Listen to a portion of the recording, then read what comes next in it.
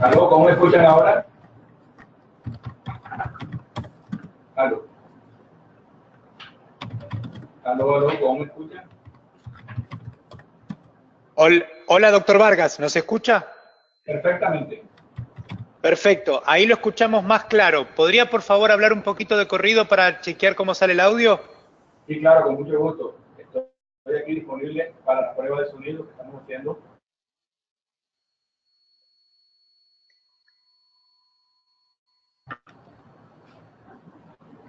Ok. Ahora creo que lo escuchamos más claro y por suerte el ruido de audio se fue. No sé, Diana, ¿tú cómo lo escuchas? Sí, se escucha. ¿Cómo se ve? Ya digo que ahora vamos a echar para atrás y vemos todo con los ojos de plano que nos están pidiendo y después el chicharrón va a ser para mí.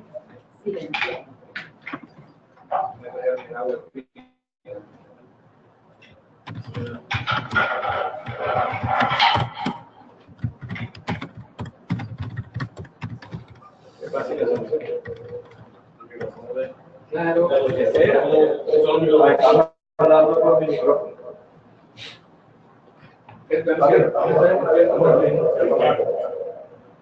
Es porque tiene retorno ahí.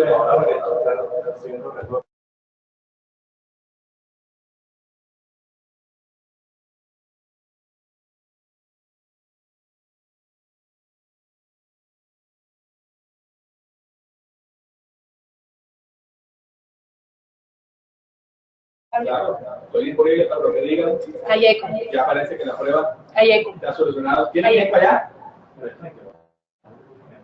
Vale, volumen ese. Ya. ¿Ahora cómo escuchan? Sí, está todo perfecto. Doctor Vargas, ahí lo escuchamos mucho más claro. Creo que ya quedamos así, ¿le parece? Me parece perfecto.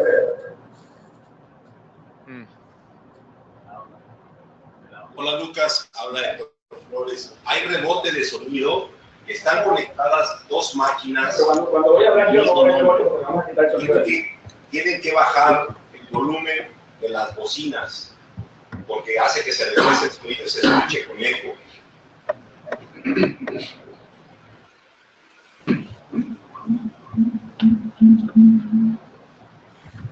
Las bocinas tienen que estar totalmente desactivadas.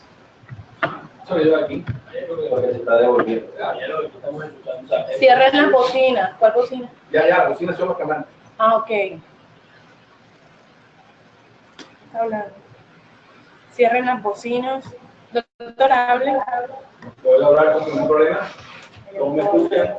Confírmeme. La tengo que cerrar yo. Ya, ahora sí. Y gracias, te escucha mejor a vos que al doctor. Sí, ¿verdad? Me dice que se me escucha a mí mejor. Yuranis, ¿tú me escuchas a mí? Hablo, doctor. Claro que sí, estoy disponible. 1, 2, 3, prueba. Confirmen cómo lo están recibiendo.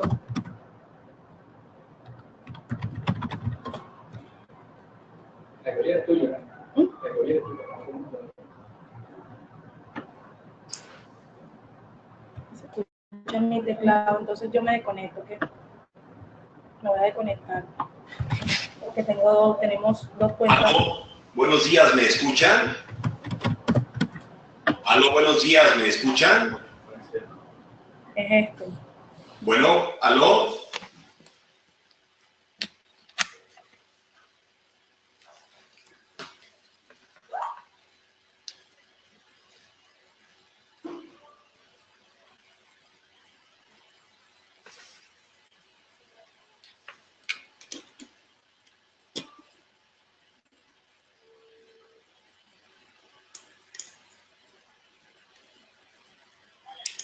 Oye, ¿no me escuchas tú a mí? Vale. Héctor, nosotros te escuchamos claro. El problema es con la computadora del doctor. No, lo entiendo perfecto. Lo que sucede es que tienen dos computadoras, bueno, ya ahora solamente una, y la que se escuchaba parece que la que desconectaron. A ver, doctor Vargas, ¿nos escucha? Perfectamente. Ah, ok, ya con eso lo dejamos. Solamente, doctor Vargas, te pedimos de favor, se acerque muchísimo al micrófono y hable lo más fuerte que pueda porque lo escuchamos muy lejano, doctor. Listo, no hay problema. Entonces, Muchas gracias. Pues son las 10 de la mañana, vamos a dar inicio a la charla del día de hoy. Siempre la tecnología nos juega situaciones a veces complicadas, es todo un reto tecnológico estar transmitiendo de diferentes partes, pero hoy es el Día de la Hispanidad, se celebra el 525 aniversario del descubrimiento de América. Esta frase de las aldeas, de aldea global, que fue acuñada hace unos años y desde luego que sigue teniendo validez, hoy por hoy la encuentro con más sentido que nunca cuando recibimos mails y noticias de doctores que están conectados en todos los países en donde las fronteras se rompen. Nos une un idioma, es por eso que hoy festejamos esa situación. Y en la mañana recibí un correo de una doctora que está en India y confundida con los horarios quería conectarse a las conferencias. Espero que pudimos darle las indicaciones correctas y que hoy la tengamos entre la audiencia. Queridas y queridos sinodonautas, les damos la más cordial bienvenida. Les agradecemos siempre su confianza y su preferencia. Estamos listos para iniciar ya con la parte ya de las últimas conferencias que tenemos. Empieza la nostalgia, el estrés se empieza un poco a terminar, pero sin relajarnos demasiado, teniendo toda la atención. Y para no robar más tiempo de esta conferencia, vamos a poner un pequeño audiovisual. Inmediatamente nuestros amigos desde Argentina de la compañía Colten, quien es la organizadora de este evento, tomarán los micrófonos. Sean todos y todas bienvenidas, que disfruten esta conferencia.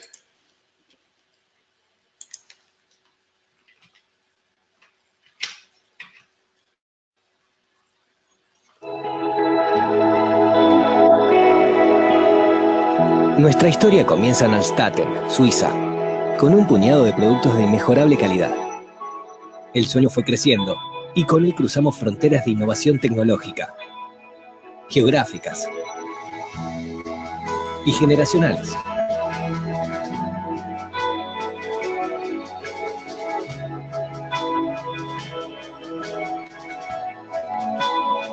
Con la vocación de servir a la comunidad odontológica con productos de calidad que contribuyan a la salud bucal de sus pacientes, alcanzamos grandes resultados y hoy estamos presentes en más de 180 países del mundo.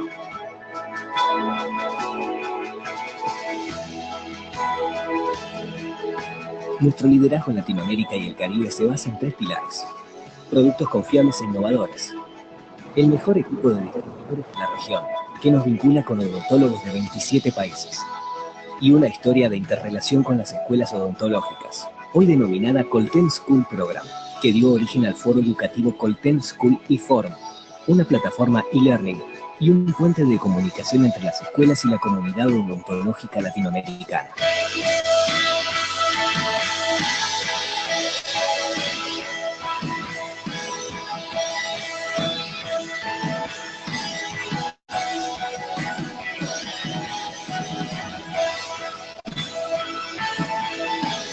Nuestra contribución a la educación continua y evolución profesional de los odontólogos de cada rincón de la región.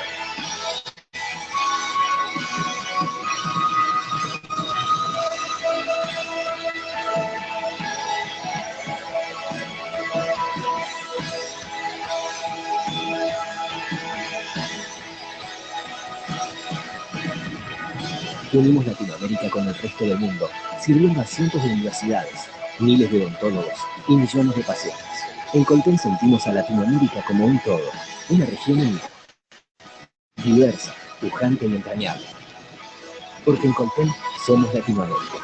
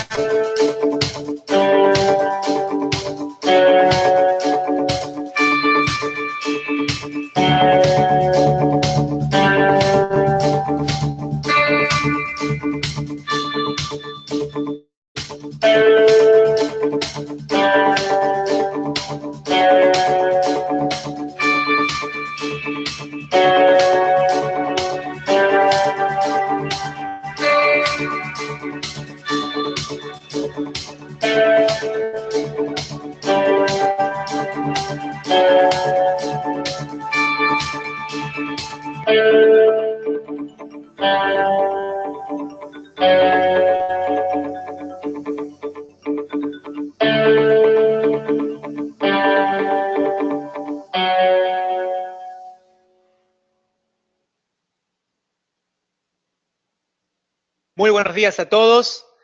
Sean bienvenidos a nuestro séptimo Colten School Forum. Les saluda Lucas Beric y junto a Nicolás Sótola y todo el equipo de Colten Latinoamérica nos da mucho gusto recibirlos una vez más en nuestra semana encuentro de escuelas de odontología latinoamericana que nos gusta considerar como un puente de comunicación entre las escuelas y la comunidad odontológica latinoamericana. Hemos venido de 3 días intensos con 4 conferencias hasta la fecha, con el doctor Sergio Favela desde México, la Universidad Coahuila, el doctor Rafael Montealto en representación de la Universidad Fluminense en Brasil. Luego seguimos con el doctor Abelardo Báez desde Viña en Chile, cerrando en el día de ayer con el doctor David Lafuente en representación de la Universidad Nacional de Costa Rica. Y en esta oportunidad le damos la bienvenida a esta 5ª conferencia, transmitiendo en vivo en esta oportunidad desde la Universidad Metropolitana, con sede en la hermosa ciudad de Barranquilla, donde tenemos grandes amigos. Estamos felices de tener a la universidad participando por primera vez de nuestro e-Forum, y es un honor para Colten presentar al doctor Alfredo Vargas en la conferencia con la que nos va a deleitar sobre criterios para restauración del diente tratado endodónticamente. Le doy la bienvenida, doctor Alfredo, siempre un gusto saludarlo y le agradecemos ser parte de este e-Forum. El auditorio, como todos nosotros, somos todos suyos escuchándolo. Adelante, por favor. Muchísimas gracias. Muy buen día para todos. Quiero agradecer inicialmente a los amigos de Colten el haberme invitado a esta charla. Estoy en representación de la Universidad Metropolitana de Barranquilla, Colombia, en el Caribe colombiano, y voy a traerles hoy una charla que trae muchas de las cosas que yo he trabajado durante los casi 30 años que tengo de ser especialista y que siempre he tenido como un derrotero el poder dar pautas para el manejo y la selección de cualquier tipo de diente tratado endodónticamente. No es nuevo el conocer que los problemas que se presentan a la pulpa desde la antigüedad eran analizados y evaluados de alguna manera, y siempre, si nosotros leemos un poco sobre la historia, encontramos que los etruscos, los romanos, los griegos, encontraban que había muchos problemas en estos dientes y siempre buscaban la manera de solucionarlos. Quien primera vez se encuentra reportado algún tipo de tratamiento para la restauración de dientes que han sido tratados endodónticamente, se encuentran que los japoneses en la época de Tokunaga hacían restauraciones con madera de boj con el fin de colocar algo dentro de los canales con el fin de restablecer la función perdida debido a la caries o a las fracturas o cualquier tipo de antecedente que pudiera dañar esto. Entonces, a través de esto, se fue tratando de ir mejorando debido a que estos problemas que presentaba estas maderas es que se alteraban y producían un problema aún mayor de lo que tenían inicialmente. Entonces, no fue sino hasta la época de Pierre Fauchard, cuando en su libro inició tratando de fundamentar este tipo de tratamientos. Más adelante, ya con el paso de los tiempos, nos podemos ir reencontrando con diferentes métodos que se utilizaron con el fin de restaurar esto. Para mí, que he sido formado en las épocas aproximadamente de los años 70, 80, fue un paradigma la restauración de los dientes tratados endodónticamente, donde siempre tratábamos de restaurarlos con postes colados. Afortunadamente, y abriendo un poco la mente, pues hemos ido cambiando esta perspectiva de solo tratar con postes colados y hemos variado un poco hacia la restauración menos invasiva y menos agresivas. En esta charla voy a tratar de mostrar todo lo que he aprendido y lo que he leído sobre el tema. Es muy común, frecuentemente, las llamadas a nuestro consultorio del paciente que reporta temprano en la mañana y dice: doctor, tengo un problema, uno de mis dientes se mueve. Enseguida nosotros pensamos, siempre de la manera es que eso lo hice yo, no lo hice yo, ¿qué está pasando? Entonces se analiza y se cita al paciente temprano y encontramos una situación como la que vemos en la diapositiva.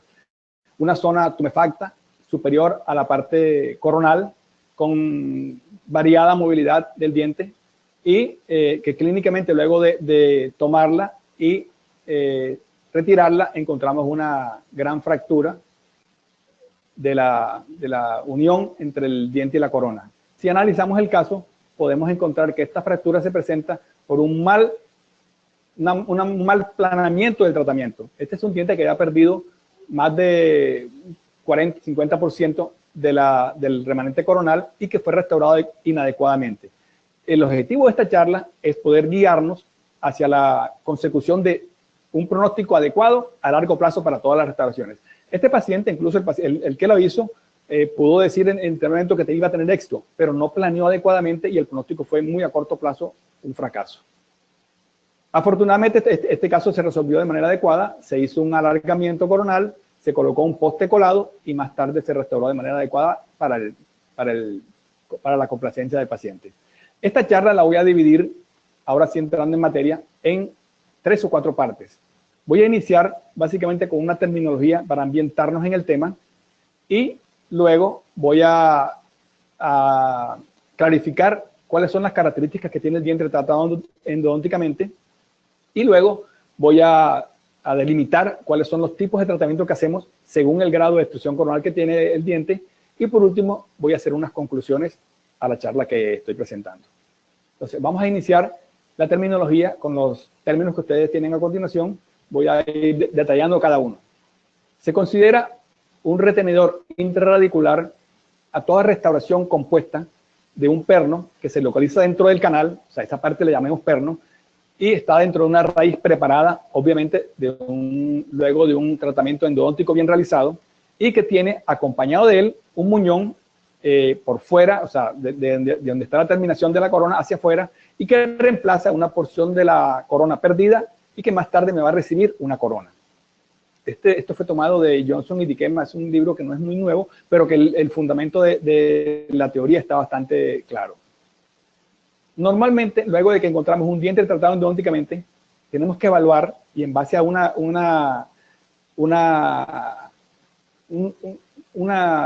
tema que yo les pongo siempre a mis alumnos, es que nosotros debemos formarnos hacia un criterio. Si el profesional tiene un criterio en cada situación clínica, lo va a resolver de manera adecuada. Para este caso, del diente tratado endodónticamente, el criterio que debe tener es saber hasta qué punto podemos hacer cualquier tipo de restauración que vamos a hacer. Así, si es posible inclinar la balanza hacia el lado de hacer una restauración convencional con resina o amalgama, o si debemos dar el paso y pasar a hacer un muñón con su respectivo perno y corona. Entonces, el criterio que vamos a lograr, o vamos a tratar de lograr al final de esta charla, es que estemos todos en capacidad de definir si hacemos una restauración directa o hacemos una restauración indirecta. Aquí vemos el caso de un diente que tiene unas lesiones bastante pequeñas que no involucran más de 1/3 de la corona, el cual puede ser satisfactoriamente realizado con una restauración directa. Obviamente nada más tenemos una entrada y unas 2 pequeñas superficies proximales las cuales son restauradas adecuadamente. Y en casos más grandes vamos a tener necesidad de utilizar un perno, sea prefabricado, sea colado, y hacer la realización de un muñón para que más tarde reciba una corona, o por lo menos una restauración que proteja las cúspides. El segundo término sería hablar de pilar. El pilar se entiende todo el diente o implante que sirve de soporte para una prótesis parcial fija, llámese corona o prótesis de 3 unidades en adelante. Esto fue definido inicialmente por Schillingburg en su libro de Fundamentos de Prótesis Fija. En cuanto al poste, que es quizá lo más invasivo que hacemos, es todo aditamento de restauración endoprotésica que se coloca intrarradicularmente con el fin de permitir que el muñón se apoye sobre él y que más tarde retenga a la corona. Este poste debe tener unos criterios o unos factores, perdón, para su selección. Primero, debe tener una cantidad de remanente dentario que tenga calidad y que sea adecuado para restaurar. Yo creo que este es el punto que voy a recalcar más en toda la charla, lo concerniente a cantidad y calidad del remanente dental. Es quien nos dicta prácticamente todo el plan de tratamiento que vamos a hacer. Así, dientes con pobre calidad de remanente dental, debemos siempre pensar en dirigirlo hacia un tratamiento protésico con núcleo y corona o hacia en casos más graves, como ahorita vemos la clasificación, donde no es posible restaurarlo con ningún tipo de poste, pasar hacia una exodoncia y la recolocación de un implante. El segundo punto que tenemos que ver para la selección es la proporción corona-raíz. Es importante la vitalidad posterior del diente, y la relación corona-raíz no es más que la cantidad de diente que está en la parte de la corona clínica que está en relación con la raíz. Esta proporción debe superar la parte que está dentro de la corona a la que estamos restaurando para evitar que el fulcro quede fuera del margen y el diente pueda moverse. El tercer punto que veríamos sería la función oclusal de la pieza antagonista. Es muy importante entender que si yo voy a hacer una restauración de un diente que va a estar ocluyendo contra una prótesis total o que va a estar ocurriendo contra una prótesis removible grado 2 o 1 de Kennedy, es mucho más fácil para mí restaurar un diente que no va a estar sometido a cargas muy fuertes. Entonces, así puedo restaurarlo menos invasivamente o menos agresivamente del caso de que yo tenga que restaurarlo contra porcelana o contra metal o incluso contra diente natural. Esto me va a dictar una pauta importante. Todo esto debe ser analizado debidamente en cada caso. En cuanto a la posición del diente en la boca, no es lo mismo trabajar dientes posteriores, en donde las fuerzas oclusales son mayores en la medida que se hacen más posteriores debido a la fuerza masticatoria que está en la parte posterior, a los dientes anteriores que reciben menos fuerza y las fuerzas son más laterales, inclusive axiales. En cuanto a la longitud y el ancho de la raíz, básicamente me sirve para verificar la cantidad de resistencia que tiene el diente a las fuerzas que estoy aplicando. El otro punto importante, la curvatura de la raíz.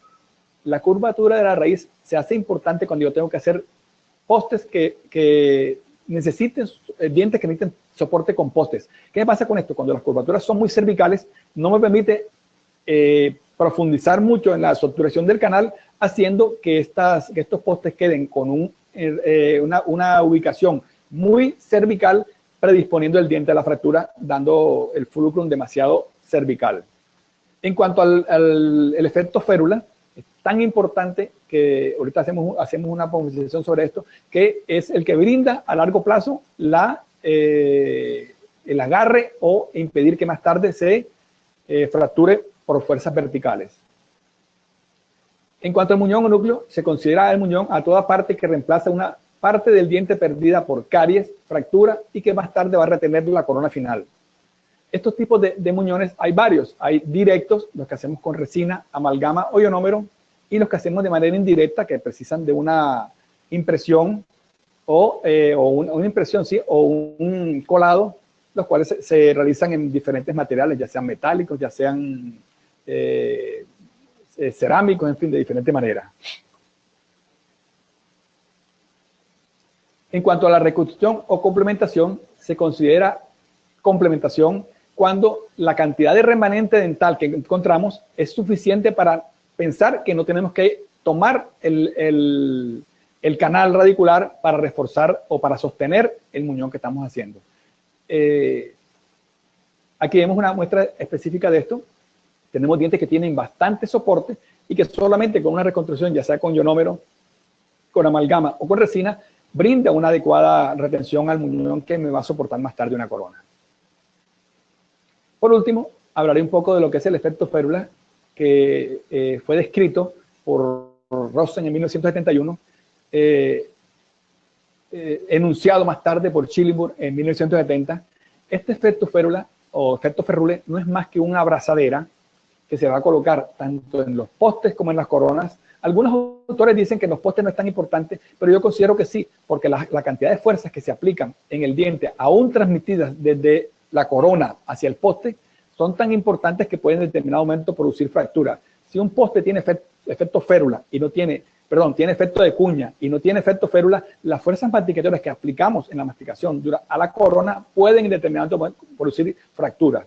Entonces, ese efecto de abrazadera, que no es más como una cincha que se abraza alrededor de todo el diente, impidiendo que cuando apliquemos una fuerza vertical o una fuerza masticatoria, esta abrazadera impida que el diente pueda abrirse. Fue Sorensen en el año 1990 quien brindó las pautas para el manejo adecuado de este efecto férula. Él decía, debemos colocar 1 milímetro de ancho y 1 milímetro de alto. La abrazadera debe ser mínimo de este nivel. Debe ser de 360 grados alrededor de toda la superficie dental. Las paredes de esta férula deben ser paralelas a la vía de inserción que estoy utilizando yo en mi preparación. O sea, no deben tener otra vía porque prácticamente no van a poder ser adaptadas. La unión entre el poste y el remanente coronal, lo que llamaríamos en operatoria el borde cabo superficial de mi espigo, debe ser a tope con el fin de que frene la intrusión del poste, produciendo el efecto de cuña que no deseamos. Y todas las preparaciones de efecto férula deben hacerse sobre dentina sana. Si no tenemos dentina sana, debemos prever o buscar la posibilidad de hacer una extrusión ortodóntica o realizar un alargamiento de corona por medios quirúrgicos. Aquí vemos el caso de un diente preparado y donde se nota perfectamente el bisel y el contrabisel, y que más tarde vamos a poder restaurar de manera adecuada produciendo una abrazadera por completa de toda la superficie en 360 grados, como les decía, del diente, y las fuerzas que se apliquen a este diente no van a tener ningún efecto cuña, sino que van a dirigir las fuerzas directamente hacia el eje del diente, que es lo que se busca. Bueno, el segundo punto que voy a tratar es una revisión somera de las características que tiene un diente tratado endodónticamente. Vamos a analizar un poco el remanente dental, vamos a hablar un poco de la relación periodontal, vamos a hablar de la evaluación estética y un poco de la biomecánica del remanente dental. Juan y colaboradores en el año 1992 hicieron un estudio donde encontraron que los dientes tratados endodónticamente pierden la vitalidad y la resistencia intrínseca del diente natural, por lo tanto se vuelven más frágiles. Esto hay que tratar de entenderlo. Cuando nosotros de muy jóvenes hacíamos una prueba y que jugábamos tomando un huevo y tratábamos de apretarlo en las dos puntas, hacíamos mucha fuerza, inclusive hacia los más grandes hacían fuerza y no lo podían romper. Entonces, de igual manera, un diente sano está sellado y pretensado. El tratamiento endodóntico de por sí mismo no produce una falla a este nivel, siempre y cuando las lesiones que se presentan más adelante o antes a este tratamiento endodóntico, preparación de cavidades por lesiones cariosas o por cualquier tipo de fractura, van a ir minando la cantidad de remanente, que es la que realmente me va a disminuir la resistencia del diente. Entonces, ellos se vuelven más frágiles determinantemente. La eliminación de la pulpa hace que la colágena se seque, que la dentina se seque, y hay una cantidad de factores que analizaremos más adelante que entenderemos que el diente pierde vitalidad. Pero por sí mismo, el tratamiento endodóntico no hace que el diente sea más susceptible a la fractura. Hay estudios in vitro que dicen que no hay mucha diferencia entre uno y otro. El extrapolar el estudio in vitro en este tipo de dientes hacia la parte clínica es donde no se ha podido lograr un consenso generalizado. Lo digo por mi experiencia. Encuentro mucho más dientes tratados endodónticamente fracturados que dientes que no tienen tratamiento endodóntico. Yo puedo hacer restauraciones inlay en dientes muy destruidos con efecto de cuña y no se me van a fracturar. Pero es más común encontrar específicamente algunos dientes de la cavidad oral, sobre todo los premolares superiores, que se fracturen con más facilidad que el resto de los dientes. Secundariamente, los molares inferiores, los molares superiores tienen un porcentaje de fracturas también importante, pero definitivamente los dientes tratados endodónticamente en mi clínica y en mi vida se han fracturado más que los dientes que están naturales y que no tienen tratamiento endodóntico. Aquí vemos el caso clínico de una restauración en un composite, el cual, si observamos bien, va a tener una disminución, o sea, una preparación que pasa de 1/3 de la distancia que hay entre las cúspides. Cuando nosotros tenemos restauraciones de este tipo, la resistencia del diente la resistencia del diente durante la preparación hace que se disminuya y que las fuerzas que se apliquen en la masticación, si tiene tratamiento endodóntico, puedan producir casos como este de fractura, que son en muchas de las veces intratables. Qué rico sería que nosotros pudiéramos predecir que mis fracturas fueran todas coronales o que fueran ligeramente subgingivales, en donde pudiéramos realizar algún tipo de salvamento a estos dientes. Desafortunadamente, las fracturas no tienen un patrón y ellas mismas en el momento deciden hacia dónde van, dejándonos a nosotros solamente el plan de rehabilitarlo o de salvar en el caso que se pueda. Red y colaboradores en 1989 encontraron que los dientes tratados con endodoncia solamente mostraron una disminución de la resistencia escupida de un 5, algunos autores de un 6 hasta un 9% se pierde la resistencia. Pero cuando fueron sometidos a restauraciones oclusales e incluso ocluso-proximales, aumenta progresivamente hasta un 63% cuando tenemos restauraciones mesio-ocluso-distal. Entonces, en la medida que estamos entendiendo, podemos clarificar que los dientes per se, endodónticamente, no les produce disminución de la resistencia. Lo que produce disminución de la resistencia es ir eliminando la cantidad de tejido dental que me va a ayudar más tarde para soportarlo. Aquí vemos un clásico restauración.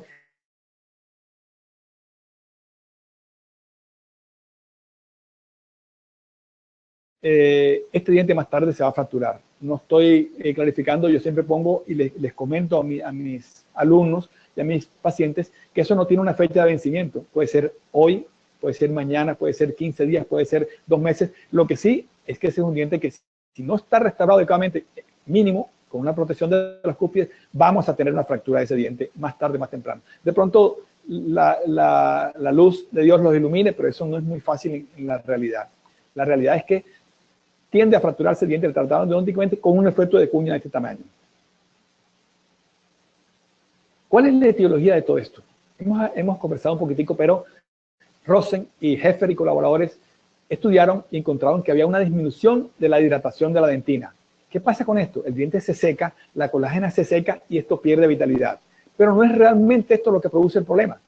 La gran pérdida de estructura dental, como hemos hablado repetidamente, la caries extensa mutilante y la preparación biomecánica, muchas veces el endodoncista no puede ingresar adecuadamente como quisiéramos, que entrara totalmente perpendicular, que el acceso a los conductos estuviera adecuado y que él pudiera hacer una apertura mínima, será lo ideal. Pero muchas veces ellos, con el fin de no realizar una perforación o con el fin de no realizar un escalón que es tan dramático para todos, tienen que eliminar mayor cantidad de estructura dental con el fin de tener un adecuado acceso a la entrada de los conductos. Entonces, esto hace que se pierda gran cantidad de estructura dental y que se disminuya la resistencia del diente. Entonces, como etiología, no solamente damos la pérdida de hidratación y la resequedad del diente, sino también la preparación biomecánica. Como el tercer punto, los nociceptores que se encuentran dentro de la pulpa y que se encuentran en el alimento periodontal acompañando la resistencia del diente hace que nosotros tengamos que forzar mucho más, hacer más fuerza sobre los dientes con el fin de detectar que estamos haciendo una masticación. Entonces se pierde la sensibilidad del diente y hacemos más fuerza de lo normal. Y si tenemos que el ligamento periodontal se anquilosa, esto va a aumentar la cantidad de fuerza que apliquemos y predisponer un poco el diente a la fractura. Todos estos en conjunto hacen que el diente más tarde o más temprano se pueda fracturar, se pueda. ¿Cuáles son las condiciones ideales que debe tener un diente tratado endodónticamente? Bueno, inicialmente debe tener un sellado apical. Esto es hasta cierto punto posible si nosotros hacemos un examen radiográfico, pero recuerden que la radiografía nos da una imagen bidimensional y el diente desafortunadamente tiene una imagen tridimensional. Entonces nos sirve como referencia que radiográficamente tengamos un buen sellado apical, que el paciente nos diga o que nosotros encontremos en la evaluación clínica que tengamos ausencia de patología. Además, que no tenga sensibilidad a la presión, que el paciente, o cuando al ser palpado, no tenga ninguna sensibilidad a la presión, que no haya presencia de ningún exudado purulento o fístula, que no tenga sensibilidad apical. El paciente refiere normalmente que sufre de un problema en la zona apical, que no haya inflamación presente en el periápice o incluso en la zona cervical de la silla del paciente. Y lo más importante, que no haya una imagen radiográfica de patología. Sumando todo esto, nosotros podemos dar el check a decir, podemos hacer una restauración de un diente restaurado endodónticamente. Otro punto importante es la evaluación periodontal. Partimos del punto que para rehabilitar cualquier tipo de estructura dental, nosotros tenemos que hacer un análisis periodontal. Es algo que va de escuela. Entonces, ¿qué consideraciones debemos tener para restaurar un diente tratado endodónticamente? Primero, que debe estar sano periodontalmente. Debemos evaluar la relación con corona raíz. Si el diente es sospechoso de tener menor proporción de raíz que la de corona clínica, nos pone a dudar y de pronto lo podemos utilizar, pero de pilar secundario, nunca de pilar primario, cuando vamos a hacer una restauración protésica, sobre todo de prótesis fija. Debemos evaluar el área de la superficie periodontal, que es la cantidad de tejido dental que está soportado por tejidos de soporte. Háblese ligamento periodontal. Y la configuración de la raíz me da un patrón importante para saber que el diente periodontalmente me va a aceptar la carga que lo voy a aplicar. Todos estos factores me hacen nuevamente dar un visto bueno para la restauración del diente retratado endodónticamente. Si tenemos alguna duda en alguno de los puntos, debemos utilizar nuestro criterio y nuestro saber para poder determinar si este diente es restaurable o no. En cuanto a la versión estética, hay un gran problema que se presenta frecuentemente en los dientes tratados endodónticamente, y es que el diente tiende a oscurecerse. Entonces, al oscurecerse, ya no es tan fácil restaurarlo, o incluso a veces producirle un aclaramiento. En muchos casos cede, pero hay casos en que no ceden, o que el color está tan impactado sobre el esmalte, inclusive, y la dentina, que no es posible restaurarlo. Entonces debemos dar un paso adelante con el fin de buscar una estética y buscar la restauración con coronas libres de metal o con coronas de cualquier tipo. Pero para utilizar coronas libres de metal debemos siempre buscar que el sustrato más profundo, háblese del muñón, no tenga un color oscuro. En mi época, y recuerdo hace muchos años, hicimos muchos casos de esto, que trabajamos mucho con postes colados y ya iniciaban las cerámicas libres de metal. Utilizábamos postes colados a los cuales les disminuíamos un poco el grosor, dejando un resalto entre la terminación de la preparación y el poste, y después lo oscuríamos con un opacador de porcelana, y así lo llevamos y buscábamos opacar. Afortunadamente para mí, me siento entre uno de los agradecidos con esto. El advenimiento de los postes estéticos, de los pernos estéticos, ha dado un cambio de que prácticamente nosotros no tenemos que hacer técnicas tan complicadas como las que hacíamos. Entre todos los postes estéticos, se prefiere el de fibra de vidrio por su módulo elástico tan parecido al de la dentina, haciendo que durante la flexión del diente actúe acompasadamente con la dentina, produciendo un efecto como de elástico sobre el mismo diente.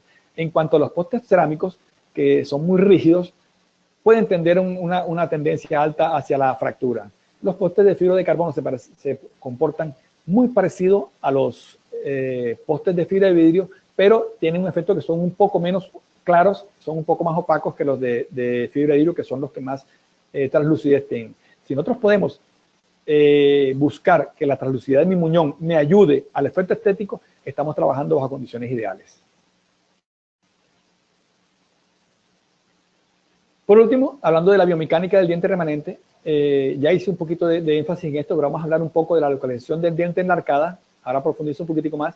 Y algo que quiero recalcar: un diente pilar de prótesis parcial fija o parcial removible nunca debe ser, si sigue siendo endodónticamente tratado, nunca debe ser dejado sin restauración mínimo poste y corona. Si es un pilar de prótesis fija, obligatoriamente debe llevar un poste colado. La experiencia nos dice que los postes prefabricados con demasiado, si es un poste prefabricado con poca pérdida de estructura dental, podemos de pronto pensar en un poste prefabricado, pero si tiene una pérdida moderada o severa, obligatoriamente debemos hacer un poste colado para garantizar que más tarde, que esta prótesis fija, que va a estar sometida a muchas cargas, no se me produzca una fractura o incluso no se cemente mi prótesis luego de entregada. Vamos a hablar un poquito de cada diente en el arco. Los dientes anteriores yo recuerdo una parte que habla la oclusión cuando estudiábamos en la escuela, que hablaba de la oclusión mutuamente protegida. Tenemos que entender esto. La oclusión mutuamente protegida me dice que los dientes posteriores protegen a los anteriores en céntrica y los dientes anteriores, protegen a los posteriores en excursiva. Entonces, ¿qué pasa con esto? Cuando tenemos dientes anteriores, el tipo de fuerzas que ellos presentan son fuerzas oblicuas o incluso horizontales. Esto, acompañado de lo anterior, beneficia que estos dientes no necesitan muchas veces de hacer restauraciones intracanalculares para su restauración. El grado de extrusión, nuevamente, es un factor importante para definir qué voy a hacer con ese diente. Si tenemos pérdida de las crestas marginales o de las crestas singulares que hablamos en los dientes anteriores, una o dos crestas cervicales o, perdón, marginales o singulares, debemos por obligación pensar en hacer una restauración que proteja el diente para más tarde. Si tenemos poca cantidad de estructura dental remanente y no es posible hacer el efecto férula, debemos por obligación pensar en hacer un aumento de corona clínica o por lo menos una extrusión ortodóntica. Y en cuanto a la estética, definitivamente la zona anterior es la que más estética brinda y lo que la mayoría de gente va buscando. Yo quiero que mi sonrisa sea agradable. No solo por eso, por vivir bien, sino porque para su persistencia en cuanto al trabajo y al sentirse bien, hace que la persona precise tener una estética adecuada. Los dientes posteriores funcionan de manera diferente. Las fuerzas que se aplican en los dientes posteriores son verticales y compresivas, haciendo énfasis de que la fuerza es tal que va a producir el efecto de cuña que nosotros no queremos. Entonces, ahí tenemos que hablar muy claramente el tipo de poste que vamos a utilizar y el material. En cada caso, ahorita lo veremos más adelante, definiremos qué poste utilizar y qué material utilizar según el grado de extrusión de la corona. Y siempre en los dientes posteriores evaluar la integridad cuspidia. No solo la integridad cuspidia, sino la integridad de las crestas marginales es quien medita. Hay varios autores que dicen que cuando hay tratamiento endodóntico con por lo menos pérdida de una cresta marginal, obliga al restaurador a hacer cobertura de las cúspides. Esto implica una onlay o un núcleo con una corona, cuando sea necesario. ¿Qué tipo de restauración podemos utilizar para estos dientes tratados endodónticamente?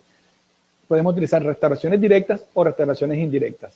Las restauraciones indirectas normalmente utilizamos amalgama, la cual se ha utilizado durante más de 100 años con buen éxito en dientes tratados endodónticos. Se puede utilizar, ahorita haremos un recuento sobre esto, podemos utilizar resina o podemos hacer un poste prefabricado de colocación directa. Y como restauraciones indirectas podemos hacer una incrustación o un poste colado. Vamos a ver la amalgama. La amalgama ha sido utilizada por más de 100 años con mucho éxito y yo me considero aún un adalid de la amalgama. Me encanta la amalgama, no he visto un material que tenga un comportamiento clínico en boca como la amalgama. Desafortunadamente, el efecto estético que tiene la amalgama es quien lo ha sacado y me considero también uno entre los que ya estoy haciendo muchas menos amalgamas de las que quisiera. Pero es que definitivamente el efecto estético de la amalgama no es agradable. Si existiese un material con las características de la amalgama de un color diente, sería la panacea. Entonces, no siempre utilizo amalgama, incluso hoy en día no utilizo una amalgama para un diente tratado endodónticamente, aún si tengo cantidad de tejido remanente suficiente. Prefiero utilizar una resina compuesta. Las resinas compuestas llegaron para quedarse. Y esto lo digo desde los años 80, 90, que ya las resinas tomaron fuerza. La resina se utiliza cuando tenemos cantidad de remanente dental que permita que ella funcione adecuadamente sin fractura del diente. Este es un caso común donde se hace una pequeña restauración y no hay ni siquiera que hacer ningún tipo de tratamiento más intracanalicular porque la restauración es pequeña. En cuanto a los postes prefabricados, se utilizan tomando una parte del diente como unión y soportando o reteniendo un poste intracanalicularmente. Este caso es bien sencillo, se hace un tratamiento de endodoncia que se observa que está bien sellado, que no tiene ninguna patología y que el diente está bien periodontalmente, tiene buen soporte, la relación con la raíz es buena. Analizamos todos los puntos que vemos y damos el visto bueno para que este diente pueda ser restaurado. ¿Qué hacemos? Hacemos la apertura de la cámara, desobturamos completamente el canal, utilizamos la fresa correspondiente al perno, fabricamos la preparación para el perno, probamos que este sea adecuado, que tenga una adaptación buena a la raíz, recortamos el perno para lograr que llegue a la altura deseada, lo metemos un poquito más y ya en este momento estamos listos para restaurar. Hacemos el grabado ácido convencional, 15 segundos, de pronto un poquito más si el diente tiene un tratamiento endodóntico de mucho tiempo, se hace un lavado, se seca completamente el conducto, se hace el sistema de unión, se debe utilizar por obligación sistemas de unión que tengan dual, o en el caso de los que son autograbables, no necesitamos hacer sino este. Se hace la colocación, inyección del material cementante dentro del canal, se introduce completamente el perno a su sitio, se reconstruye y luego se hace la toma de la impresión, preparación de la corona, se hace método de unión adhesiva y se entrega la corona sin problema. En cuanto a las restauraciones indirectas, hablaremos un poco de las incrustaciones, de lo cual yo pondría sobre el inlay una cruz. No podemos realizar restauraciones de dientes tratados endodontológicamente con una inlay. Ahorita en la gráfica pasada, hace unas diapositivas, veíamos una gráfica donde se veía el efecto de cuña que produce en un diente tratado endodontológicamente. Colocar un inlay en una restauración tratada endodontológicamente es condenarlo a que se fracture más tarde. Obligatoriamente en diente posterior debemos hacer mínimo uno onlay cuando tenemos pérdida de una cúspide o pérdida de una cresta marginal mínimo.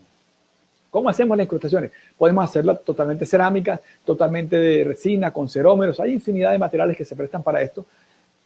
O podemos hacerla, como hacíamos en las épocas pasadas, totalmente metálica. Esta la traigo como referencia de cómo se hace una restauración metálica. Yo no considero adecuado, esta diapositiva la encontré hace mucho rato, no considero adecuado hacer una restauración metálica en oro en un diente estético. Ya no es pensado.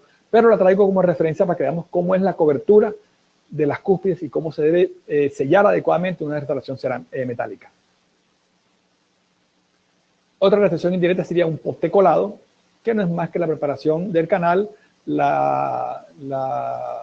diseño de la restauración con resina acrílica, preparación, ajuste, tallado y dejar listo todo para enviar al laboratorio. El laboratorio nos devuelve el poste en oro y el oro es colocado cementado para luego realizar la corona convencional. Nótese que tenemos por lo menos 2 milímetros de efecto férula, tanto en la preparación con unión como en la corona. Por debajo de esto tenemos 2 milímetros exactos que son los que me brindan mínimo resistencia para que el diente no se me vaya a fracturar. Bueno, vamos al tercer punto, que corresponde a la selección del diente. Yo dividí esto en 3 tipos porque luego de la lesión importante hay un sobrepaso de la posibilidad de restaurar. Entonces no lo considero adecuado traerlo a hacer ninguna selección de diente tratado endodontológicamente porque es un diente que está condenado a ser extraído y en determinado caso hacer una prótesis fija o una prótesis sobre implante que restaure esto. Entonces únicamente con lesión mínima que es parte de una pequeña porción del diente perdida, una lesión moderada que involucre una parte suficiente del diente y una lesión importante o ya una destrucción grande del remanente dental. Bueno, vamos a iniciar con la lesión mínima en el diente anterior. ¿Qué encontramos en esto? La condición del diente tiene una pérdida moderada. ¿Qué implica esto? Que únicamente se ha perdido la entrada del canal y un poco de la cresta singular o la cresta marginal del diente. El largo del diente es suficiente, el grosor de las paredes es mayor de 1 milímetro y la cresta singular se encuentra intacta, 1 o 2. Entonces, ¿qué hacemos en este tipo de dientes? Eliminamos los socavados, los rellenamos con ionómero de vidrio y hacemos una preparación clásica de black para restaurar el diente. Hasta ahí no tiene ningún problema. Vean un ejemplo. Diente tratado endodónticamente, la cantidad de remanente dental que encontramos en las 2 crestas marginales es adecuado. Miren que las 2 crestas marginales o singulares están completas. Veamos un caso que me proporcionó un colega. Aquí tenemos un diente que sufrió un trauma y el paciente nunca se enteró nada hasta que comenzó a tener cambios de color.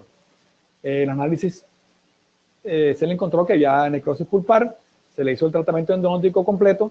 Miren el caso cómo llegó con su oscurecimiento. Hay una zona más con pérdida de la translucidez en la parte cervical.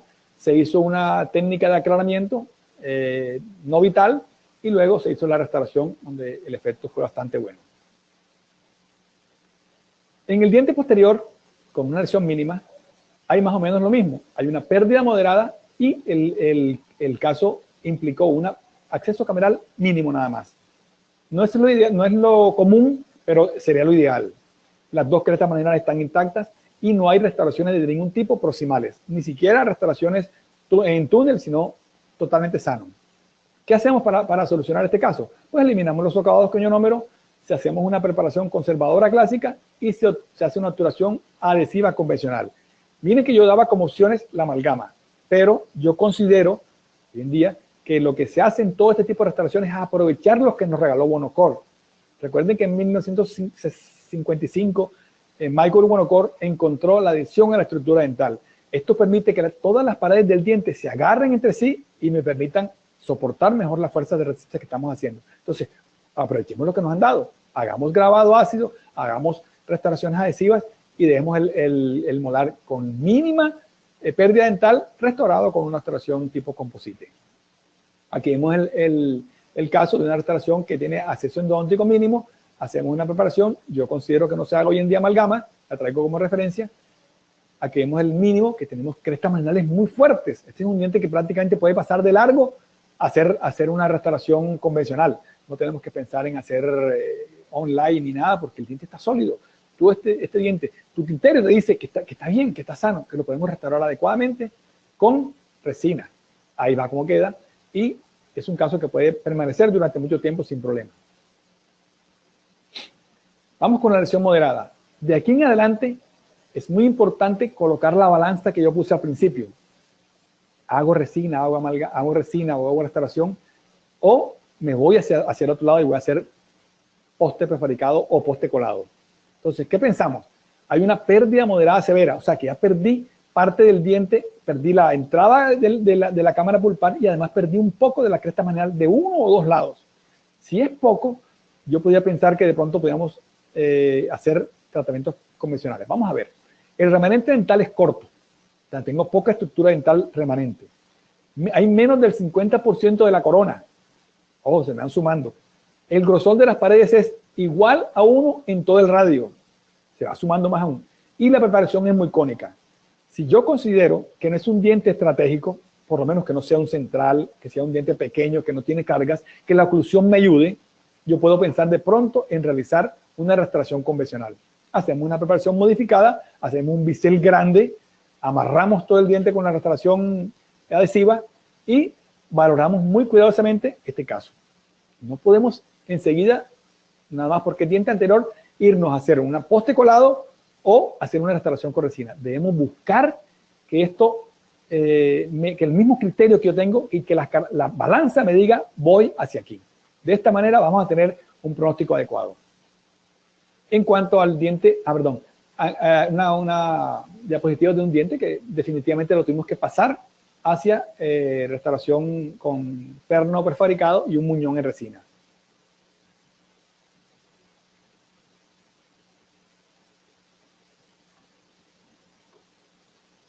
Bien.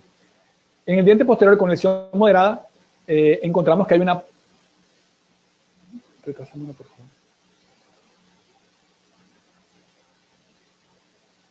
Correcto.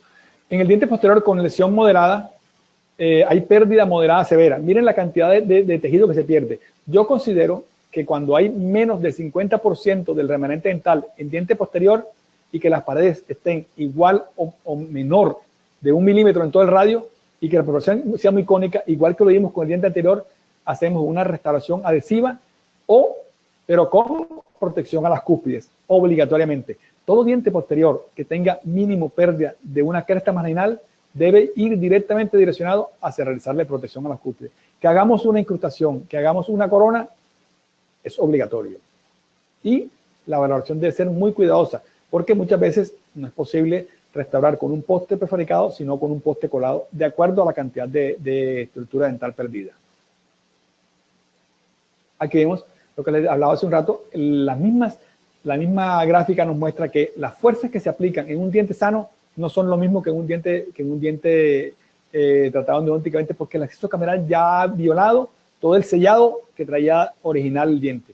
Este es un diente que definitivamente tenemos que pensar en hacer una protección a las cúspides. En cuanto a la lesión importante del diente, he unificado los criterios para el trabajo del diente anterior y diente posterior en cuanto a la destrucción coronal. Si tenemos una destrucción severa de la corona que implica que hay mayor del 60% de la corona perdido, yo considero que debe pasarse de una vez a poste prefabricado o poste colado. Cuando el grosor de las paredes es menor a 1 milímetro en todo el diámetro y la altura de las paredes es menor de 1 milímetro, siempre obligaciones poste y núcleo, ya sea prefabricado o colado. Obligatoriamente hacer efecto férula. Ya en este momento el diente está tan debilitado que precisa del abrazamiento de la férula para que más tarde esté adecuada la restauración. Y si no tenemos posibilidad de hacer el efecto férula, ir hacia la extrusión ortodóntica, extrusión quirúrgica o, en el caso peor, pasarlo hacia el cuarto nivel, donde sería exodoncia y colocación de un implante. En este momento nosotros definimos qué vamos a hacer con el diente definitivamente. Veamos unos casitos. Aquí tiene un diente posterior con pérdida moderada severa, yo creo que más severa. Vemos una pérdida de toda la cresta marginal mesial, hay destrucción de la pared vestibular y lingual del molar. Se hace una toma de impresión para núcleo, se prepara el núcleo y se deja el efecto férula abrazándolo. Si vemos aquí, hay una campana que abraza todo el diente. Aquí vemos otro caso donde hacemos la preparación, se abraza todo el diente de aquí en adelante, todo esto es una abrazadera, hace un bisel externo y un bisel interno. Se prueba, miren la cantidad de tejido que es el que me va a soportar realmente esto, es el efecto férula del diente. Y aquí vemos nuevamente otra imagen donde muestra la ubicación adecuada del efecto férula. Bueno, luego de todo esto que he expuesto, voy a hacer unas ligeras conclusiones. Primero, yo recuerdo cuando estudiaba en pregrado y después cuando estuve en el posgrado en la UNAM, que Chillingworth, cuando nosotros iniciamos la preparación dental, Chillingworth decía que es factor importante la preservación de la estructura dental en preparaciones dentales. Yo la traigo y lo mantengo. La preparación de la estructura coronaria y radicular en un diente tratado endodónticamente es absolutamente deseable. Es para mí obligatoria. Yo no voy a quitar diente porque sí. Yo le pido a mi endodoncista, hazme lo suficiente y necesario para que este diente no se debilite. Porque en la medida que yo voy quitando remanente dental, voy aumentando la cantidad, o sea, el porcentaje de pérdida de la resistencia a la fractura y aumentando la posibilidad de fractura. Entonces, hagamos igual que hizo Chillingworth. Busquemos preservación de la estructura dental con el fin de que más tarde no se nos fracture nuestro diente. El segundo punto en las conclusiones. Los dientes anteriores con pérdida mínima de estructura dental pueden ser restaurados en forma conservadora por medio de restauraciones adhesivas. Esto fue un vuelco que yo di en mi vida. Ya yo tengo más de 10 o 12 años trabajando restauraciones conservadoras de dientes anteriores. Nuestros estudios y nuestro tiempo de estar leyendo y profundizando en esto me dicta que sí se puede. Si la preparación endodóntica es pequeña y la cantidad de tejido dental es pobre, podemos restaurar adhesivamente el diente sin ningún problema. Los dientes anteriores. Los dientes posteriores es una situación diferente. Los dientes posteriores con tratamiento endodóntico deben recibir mínimo una restauración que proteja las cúspides. Solo cuando tenemos demasiado volumen, yo me arriesgo a realizarla sin protección a las cúspides. Por norma, con una sola de las crestas marginales que esté, yo me voy a hacer la restauración con protección en las cúspides. ¿Qué implica esto? Hacer una incrustación online, o sea, que proteja las cúspides, o una corona. Otra conclusión importante. Las restauraciones adhesivas, a pesar de lo que se piensa, algunas veces permiten obviar la necesidad de cobertura de cúspide. Esto es a veces debatible.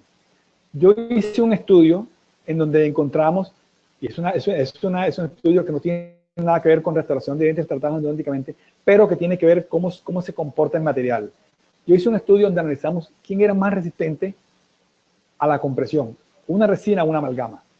Entonces en el estudio tomamos muestras, hicimos cilindros de resina, hicimos cilindros de amalgama. Y créanmelo, que se fracturaba con mayor fuerza, necesitamos mayor fuerza para fracturar una resina que una amalgama. La amalgama, una vez era sometida a la fuerza en la máquina universal, llegaba a un punto donde no cedía más y se fracturaba. La resina, de manera inesperada, y nosotros sorprendimos mucho en el estudio, iba aumentando, y yo me acuerdo que las cargas eran aproximadamente de 150, 140 para la amalgama, llegábamos en los valores de 180, 200, 220 para la resina, y ya explotaba. Entonces yo me quedé pensando y dije, me pusimos unos lentes y nos acercamos a la máquina a ver qué era lo que pasaba. Pues resulta que la resina, como es un material plástico, se comprime sobre sí. Entonces al comprimirse sobre sí, va recibiendo más y más fuerza porque ella absorbe una parte de la energía que le estamos aplicando y se revienta. Entonces, pero si esto lo traspolamos a la clínica, nos vamos a dar cuenta que la resina siempre va a actuar como un material plástico que es. Y al someter las fuerzas a cargas, ella se va a agarrar sobre sí, se va a enroscar, se va a flexar sobre sí y se va a despegar de las paredes que lo soportan, produciendo microfiltración o incluso produciendo más tarde que la restauración quede suelta y me actúe como una cuña. Por eso, en dientes posteriores, las restauraciones adhesivas para mí se manejan con mucho cuidado. Solo cuando tengo demasiada cantidad de remanente puedo hacer restauración adhesiva en dientes posteriores. En dientes anteriores es definitivo que no hay ningún problema. Otro punto importante. Y cuando estábamos en los años 70, 80, estudiamos que el perno era necesario para retener la restauración, para retener el muñón.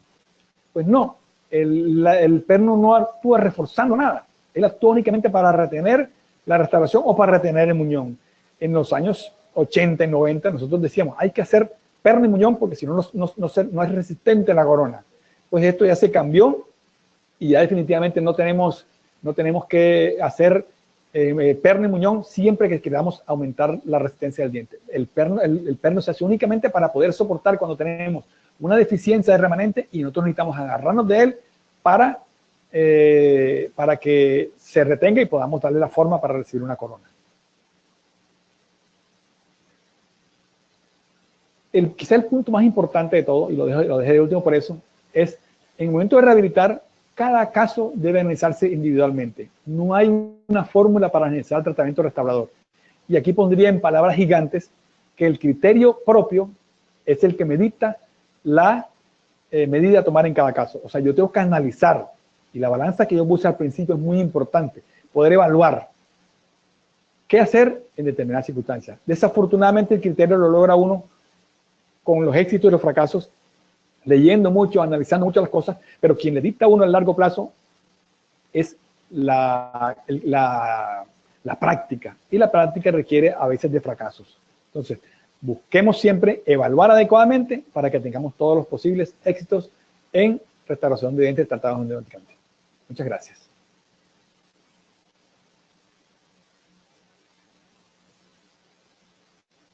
Muchísimas gracias, doctor Alfredo Vargas. Le saluda aquí desde Argentina Nicolás Sótola, compañero de Lucas Beric en Coltel Latinoamérica. Le quiero felicitar y agradecer por tan bonita conferencia y tan claros conceptos y recomendaciones clínicas para nuestra comunidad odontológica. Ha sido muy valorada, tenemos muchas preguntas y una muy buena audiencia aquí en nuestro sistema de GoToWebinar, también en la transmisión que se está haciendo simultánea en Facebook. Así Perfecto. que muchísimas gracias por la bonita conferencia y por su predisposición y por su confianza hacia Colten. Muchísimas gracias también. Antes de pasar a las preguntas y respuestas que va a liderar mi compañero Lucas, le va a ir haciendo las preguntas, le pedimos que deje el micrófono abierto para poder contestarlas a medida que vayan entrando. Le pido un minuto de tiempo para pasar un anuncio a la audiencia de las conferencias que nos quedan durante esta semana. Y luego ya retoma Lucas para saludarlo y para trabajar junto a usted en la sesión de preguntas y respuestas. Perfecto. Genial. Y a través suyo, doctor, me gustaría también agradecer a la Universidad Metropolitana por haber participado en este 7º Colten Sculiforum por primera vez desde Barranquilla, y también al equipo de Ultradental, nuestro distribuidor en Colombia, con el gran apoyo que nos ha dado Yuranis, Angélica y también Adriana en esta organización. Así que muchas gracias a todos por allí en Colombia y muchos saludos. Después del anuncio ya retoma Lucas Beric. Saludos. Vamos a invitarlos, estimada audiencia, estimados idontonautas, como les suele llamar nuestro querido amigo Héctor. Vamos a continuar esta semana de conferencias el día de hoy. Esta tarde tenemos nuevamente una doble sesión, y esa doble sesión nos lleva hacia Bolivia, donde estaremos trabajando con la Universidad Nacional Siglo XX, y el doctor José Artieda, endodoncista y querido amigo, estará trabajando con preparaciones biomecánicas y obturaciones tridimensionales, eficacia y predictibilidad. Esa conferencia hoy en la tarde es a las 4 horas de Centroamérica, 5 horas de Colombia, Ecuador, Perú y México, a las 6 horas de Bolivia, Paraguay y Venezuela, y a las 7 en nuestro sur, aquí en Argentina, Chile, Uruguay y Brasil. Y para concluir este séptimo IFORUM, el día viernes 13 en la mañana, desde la Universidad de Buenos Aires, en Argentina, el doctor Gustavo Bernaza nos hablará de odontología 4.0, sistemas analógicos y digitales. Su conferencia va a ser en el horario matutino, 9 horas de Centroamérica, a las 10 de la mañana de México, Colombia, Ecuador y Perú, 11 de la mañana Venezuela, Bolivia y Paraguay, y 12 del mediodía para Chile, Argentina, Uruguay y Brasil. Todos estos horarios y la inscripción, como siempre, están en todas las comunicaciones que les hemos ido enviando, y también lo pueden encontrar en el aula virtual de Inteligencia Dental para hacer su inscripción.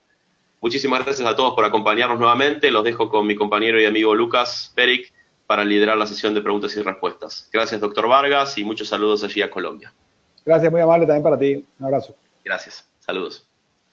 Perfecto, gracias Nico. Me subo a tu agradecimiento y a tus saludos a la Universidad Metropolitana y a sus autoridades que nos permitieron y abrieron las puertas para poder llevar la universidad, lo que se hace, ¿sí? Y con un exponente de la talla del doctor Vargas, a toda Latinoamérica, a toda Iberoamérica, y también saludar a nuestro equipo que está ahí firme, Yuranis, bien ahí firme corriendo para que todo salga como está saliendo.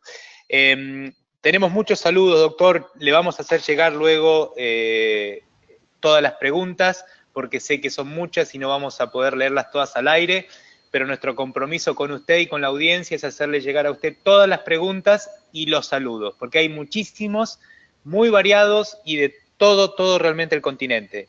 Tenemos saludos entre la audiencia de profesores amigos, a quienes les enviamos un abrazo, como la doctora Ángela María Villegas, una muy querida amiga de Cali, escuchando. Muchos saludos de Colombia también, muchísima gente de Colombia conectada, lo mismo de México, de Chile, de Costa Rica, de Nicaragua, ¿sí? El país de los lagos y los volcanes, nos dicen aquí, y es muy cierto. Ecuador, República Dominicana, Paraguay, podemos estar mencionando a todos ustedes, amigos, muchas gracias por seguirnos. Si le parece, doctor, comenzamos con la primera de las preguntas. Claro, con mucho gusto. Perfecto. La doctora Karen Castaño, ¿qué se hace en el caso donde la raíz es muy curva en el tercio medio y se necesita realizar un núcleo, pero por fuerzas tampoco se puede utilizar un poste de fibra de vidrio? ¿Qué haría en ese caso, sabiendo que la fractura es de un 80%? Caramba, es una situación, yo diría que complicada. Dientes que tienen pérdida severa y no pueden recibir un poste de cualquier tipo, yo pensaría en variar el tratamiento de restaurarlo endodónticamente. Pensaría en la colocación de un implante, porque me está poniendo una situación que yo sé que prontamente voy a tener fracaso, y el fracaso me puede conducir a un efecto negativo a la hora de la colocación del implante. Hacer actos heroicos, a veces no es lo ideal. Yo, si no tengo suficientes cosas colocadas en la balanza que habla ahorita y prever que voy a tener un éxito, yo prefiero a veces pasar hacia otro tipo de tratamiento. Si no puedo tener suficiente preparación dentro del canal para colocar un poste, prácticamente estoy haciendo que la misma fuerza de la corona sea mayor y me actúe como una palanca de primer género que me va a fracturar el diente. Entonces yo preferiría en ese caso buscar con esa pérdida de estructura dental del 80% una opción diferente a hacer restauración de diente con perno o con corona. Perfecto, muy claro el concepto, muy clara la respuesta también, muchas gracias. También saludos hasta Bolivia, a la gente de La Paz que está conectada, a la gente de Cochabamba, de Santa Cruz, la gente de GEDESA, nuestro socio en Bolivia, que tiene abierto aulas y puntos donde se está transmitiendo esta conferencia para docentes, estudiantes y odontólogos en general. Así que hay mucha gente conectada realmente en este momento y que nos está siguiendo. Saludos, doctor, también desde Granada, España, ¿sí? Y saludos muy especiales de nuestra parte a nuestra querida amiga Angélica McMullen, que nos está escuchando desde Cuyahoga Falls, en Ohio, en Estados Unidos. Vamos con la próxima pregunta. El doctor Antonio Díaz Guzmán. Buen día, doctor, excelente conferencia. Y la pregunta es, ¿cuánto es lo mínimo para que una corona agarre tejido radicular para el efecto férula? Gracias y saludos desde Puebla, en México. Correcto. Es muy sencillo. 2 milímetros es lo mínimo. Algunos autores hablan de menos de 2 milímetros, pero los estudios, que es la única manera de poder soportarlo, dicen que 2 milímetros es lo mínimo para que el efecto férula funcione adecuadamente. Hay varios autores que se bajan y lo ponen a 1 milímetro, pero con un porcentaje mayor de cementación de la corona o de cementación del núcleo. Entonces, por norma, se deben dejar 2 mínimos. Si no tenemos, pues debemos prever la posibilidad de hacer una extrusión ortodóntica o un alargamiento coronal, que es un procedimiento muy sencillo, de rápida evolución, y que en menos de 2 meses tenemos el diente con el efecto suficiente para que me soporte. Recuerdo que el efecto férula me brinda pronóstico adecuado a largo plazo. El no tener efecto férula completo me va a producir que la balanza se me vaya hacia el lado de la pérdida. Perfecto, muy claro, muy claro. Seguimos adelante y me tomo un segundito antes de continuar con la próxima pregunta para volver a invitar a nuestros queridos odontonautas que están conectados. En el día de hoy, en la tarde, nos vamos por esta magia de la tecnología de Barranquilla, de la hermosa ciudad de Barranquilla, a la ciudad de La Paz, en Bolivia, donde el doctor José Artieda va a hablar sobre preparaciones biomecánicas y obturaciones tridimensionales, eficacia y predictibilidad. Esto va a ser, como dijo mi amigo Nicolás, a las 19 horas de Chile, Brasil y Argentina, 18 horas de Venezuela, Bolivia y Paraguay, 17 horas para México, Ecuador, Perú, Colombia, 16 horas para Centroamérica.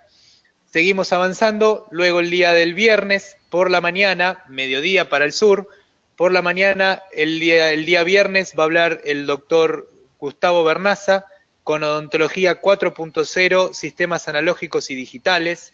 Esto va a ser a las 12 horas del mediodía en Brasil, Chile y Argentina y Uruguay, a las 16 horas, perdón, a las 10 horas de México, Colombia, Perú y Ecuador, a las 9 horas de Centroamérica, y seguimos así. De cualquier forma, en la invitación que ustedes reciben, ahí tienen un mapa con los horarios para cada uno de los países. Vamos a la próxima pregunta, sin más preámbulos. La doctora Graciela Contreras. Doctor, ¿con qué fresa recorta el poste de fibra de vidrio? ¿Con qué fresa recorta el poste? Pues no, eso no tiene ninguna indicación. Una fresa troncocónica de diamante, tallado normal, o sea, convencional. Y es que yo una vez hago la restauración, yo siempre por norma dejo el poste un poco más grande y lo preparo con una fresa convencional de diamante, grano mediano, y luego después refilo y la pulo con un diamante fino, esos aro rojo o aro blanco en el caso que tenga. No hay una indicación específica para preparar el poste. Se puede preparar con una fresa convencional. Perfecto, muchísimas gracias, doctor, muy clara la respuesta. Vamos a intercalar con algunas preguntas que nos llegan desde Facebook, desde las redes sociales, que también tenemos muchísima gente conectada a través de las redes sociales. La doctora Susi Sar. Buen día, doctor. ¿Recomendaría reconstruir el muñón con una resina tipo bulk? La verdad es que no hay ningún problema. Los materiales de complementación, inclusive los que yo utilizo frecuentemente, cuando hago complementaciones, utilizo resina tipo bulk. Es que es mucho más fácil, aunque no utilizo trato de no llenar todo, porque la situación me ayuda a que no sea necesario llenarlo todo. Tengo buena visibilidad, tengo buen acceso, y te voy llenando poco a poco para garantizar la fotopolimerización adecuada, y utilizo cualquier tipo de resina. La bulk es una resina que es adecuada para eso. Perfecto, muchísimas gracias. Luego seguimos, también desde Facebook, el doctor César Alvarado. Buen día, doctor, muy interesante su conferencia. Además de saludarlo y felicitarlo, le pregunta, respecto a su estudio sobre compresión de resina versus amalgama, ¿se puede conseguir en algún lugar? Está pidiendo alguna cita bibliográfica donde poder recurrir a ese estudio. Bueno, dile que con mucho gusto me escriba. Si quiere yo, por intermedio de alguna manera, le hago llegar mi correo electrónico y yo se lo hago pasar. Nosotros, nuestro compromiso con usted, doctor, es hacerle llegar a usted todas estas preguntas para que usted, en la medida de su tiempo y disponibilidad, pueda ir respondiendo. Con mucho gusto yo se la voy a llegar. Perfecto. El doctor Oscar García. Doctor, ¿cuál es su criterio de restauración de la corona por la pérdida de sustancia de la porción radicular? ¿Hasta dónde podemos restaurar? No entiendo la pregunta. Repítemela, por favor.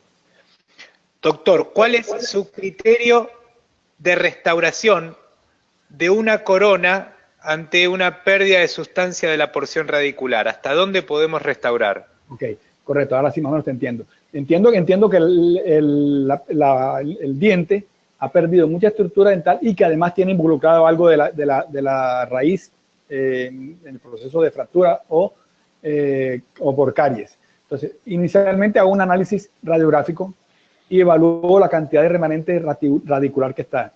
Si yo tengo suficiente raíz para hacer un alargamiento, si tengo suficiente raíz para hacer una extrusión ortodóntica, pues debo tratar obligadamente llevar esa raíz hacia afuera con el fin de que yo pueda sellar más tarde. Recuerdo que el éxito de todos nuestros tratamientos es un adecuado sellado de la corona. Si está subgingival y trato de restaurarlo, puedo hacer cosas muy lindas, pero no voy a tener una visibilidad 100% ni un dominio de esa zona, que me lo brinda el poder hacer una extrusión o hacer un alargamiento de corona clínica con su respectiva osteotomía.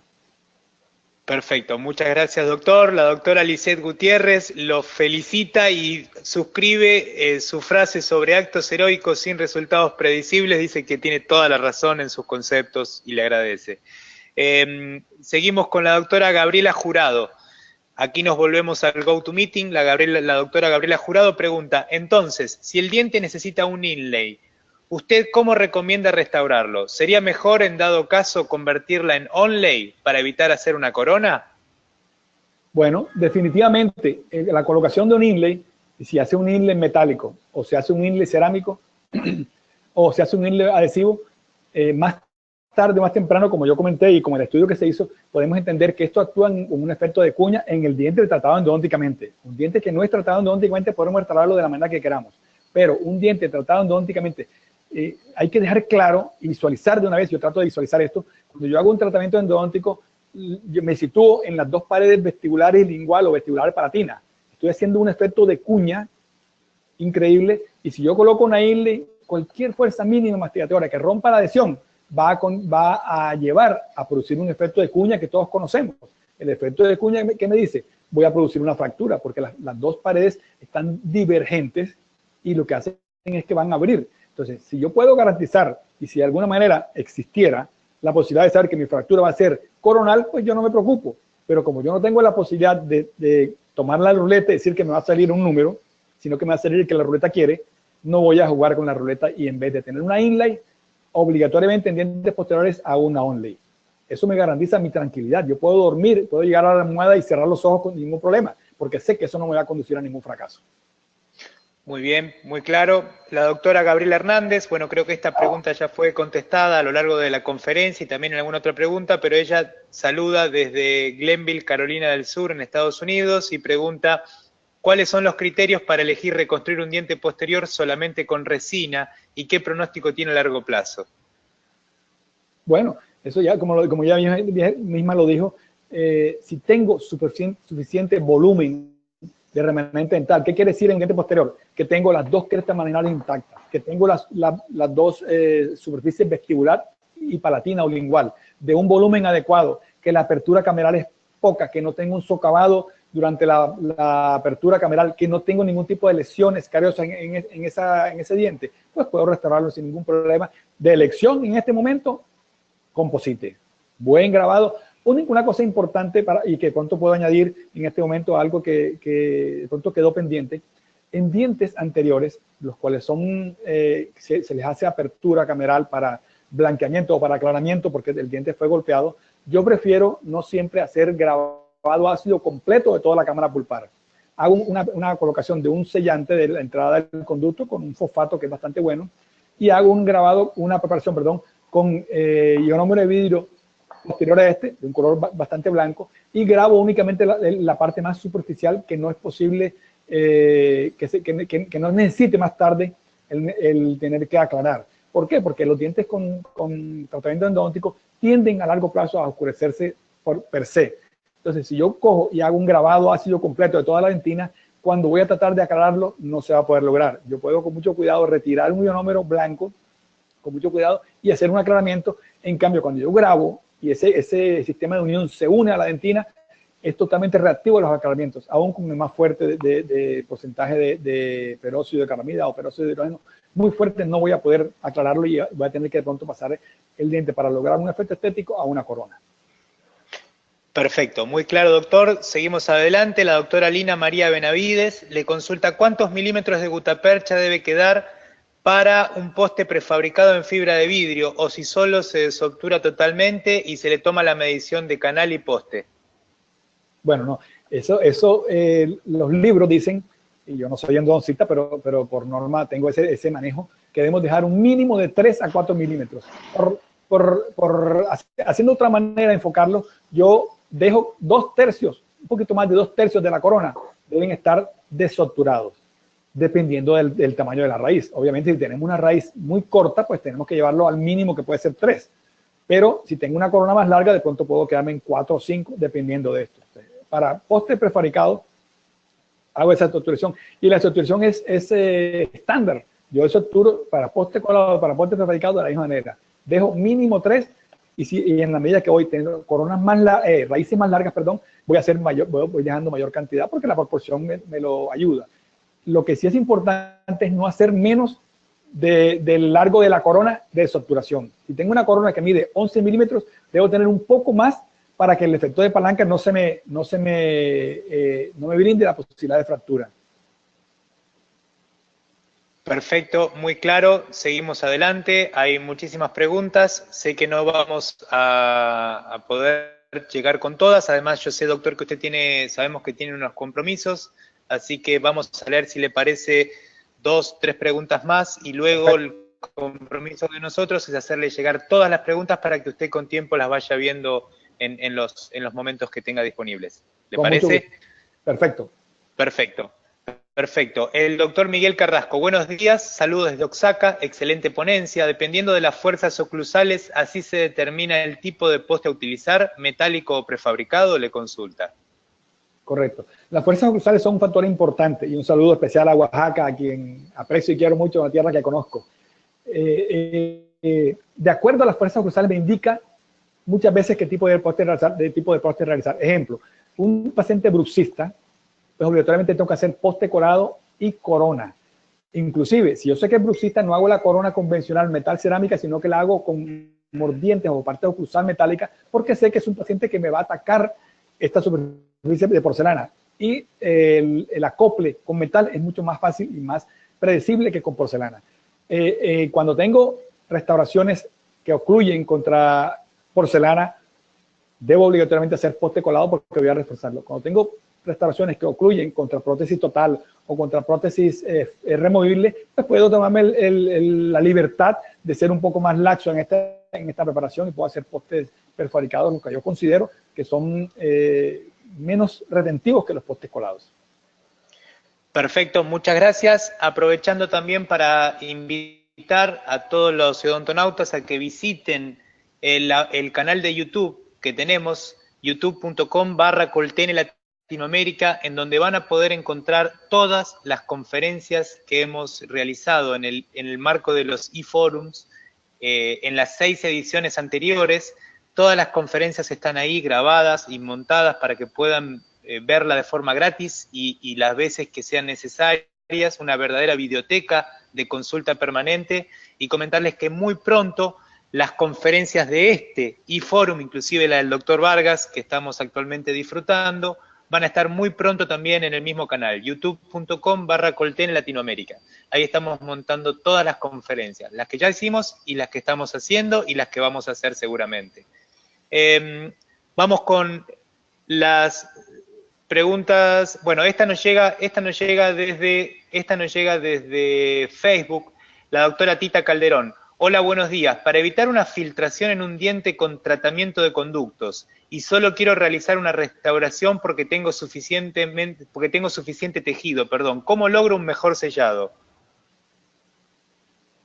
Bueno, definitivamente, y regreso a parte de la charla que dicté, Michael Onokor nos dio la opción de eliminar cualquier tipo de microfiltración. Él nos enseñó que el grabado ácido, acompañado de un sistema adhesivo y por intermedio de las uniones que nos regalan los polímeros, el grabado ácido crea unas microcavernas, las cuales permiten que un material resinoso fluido ingrese a ellos. Al ser curado o fotocurado, se polimerizan y se unen más tarde con otros polímeros que están compuestos en el material de restauración, el cual prácticamente me elimina la posibilidad de microfiltración. Utilizar materiales no adhesivos no es que condicione, sino que predispone en cierto caso la posibilidad de microfiltración. Entonces, el mero uso de sistemas adhesivos me impide la microfiltración. Perfecto, siguen llegando saludos innumerables, doctor, realmente. Saludos desde Argentina, desde Córdoba, desde Buenos Aires, desde el sur en la Patagonia. Saludos desde Ecuador, saludos desde Costa Rica. Mucha gente conectada, realmente es global. Toda Latinoamérica está conectada. Más amigos que nos acompañan desde el otro lado del océano, como es en España, Líbano. Hay muchísima gente conectada realmente. Vamos entonces con la próxima pregunta y la penúltima. La doctora Claudia Magalí Gómez Garay le dice: ¿la altura del efecto férula ideal es de 2 milímetros o con 1 milímetro en los 360 grados evita su expulsión? Saludos y genial la conferencia. Bueno, el uso de un efecto férula de 1 milímetro no me deja a mí particularmente contento. O sea, yo buscaría, si es posible, tratar por alguna circunstancia, como les he comentado, hacer un alargamiento coronal, eliminar un poquito del hueso que está de soporte y alargar un poquito más este diente para estar más tranquilo. Realmente con un efecto férula de 1 milímetro duermo, pero no duermo tranquilo, para ponerlo como de manera de chanza o de broma, me voy a despertar por culpa de él. Entonces yo prefiero agarrarme un poco más para estar más tranquilo. Está clarísimo. Bueno, doctor, entonces, si me permite, me voy a tomar el atrevimiento de hacer una última pregunta, pero en nombre de nuestro equipo de Colten Latinoamérica, y la pregunta es la siguiente. Esta fue su primera experiencia en participando como conferencista del Colten School Forum, entonces quería saber cómo se sintió, cuáles fueron cómo fue su experiencia y qué piensa usted de este programa de escuelas que tiene Colten implementado en Latinoamérica. Bueno, nuevamente voy a hacer una comparación. Me siento tan contento como cuando hace 2 días la Selección Colombia clasificó al Mundial. Estoy muy contento y me siento muy agradecido con ustedes por haberme invitado realmente. Ya yo tengo bastante rato trabajar con Colten y yo hace rato dicté una charla en Colten y les comento que yo soy usuario de Colten desde el año 1992, cuando llegando a la Universidad Nacional Autónoma de México a hacer mi especialidad, me acuerdo muy bien, el doctor Hirata nos regaló a cada uno un kit de siliconas de Colten y todos los sistemas que vean en el momento de cementación y todo.